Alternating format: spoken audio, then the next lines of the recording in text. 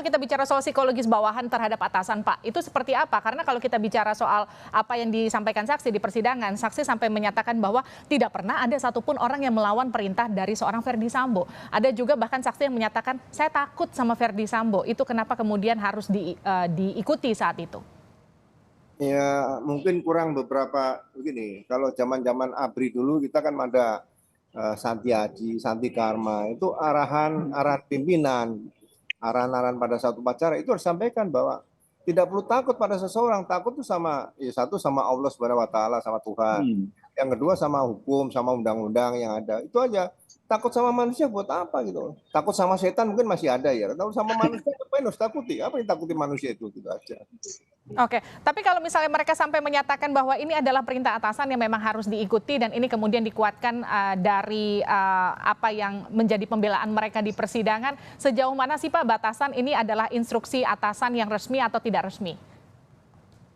Ya, bagi saya instruksi manusia itu kebetulan jadi atasan kalau bertentangan dengan undang-undang atau hukum ya serasa nggak usah diikuti lah. Itu kan bisa ditolak. Jadi nggak usah takut risiko sanksi. Saya aja waktu Kapolda Sulawesi Tengah dicopot juga itu risiko nggak ada masalah, bisa sampai bintang 3 Wakapolri kok. Itu aja. Oke, artinya seharusnya ada perlawanan yang bisa dilakukan seorang anak buah jika memang instruksinya itu melawan hukum begitu kira-kira ya Pak? Ya, cuma secara etis lah, mohon izin Pak, kami tidak bisa laksanakan. Ya, misalnya kita disuruh pimpinan, kamu tagih utang saya ke sana nih, ada saya punya utang orang itu. Ya jangan dilaksanakan, nagih utang bukan tugas pokok polisi kan gitu. Nah, seperti itu. Kalau saya dipukul sama orang nih, siap komandan laporan dulu, nanti kami ikut bantu nangani. Ini seperti itu kan sudah ada mekanismenya.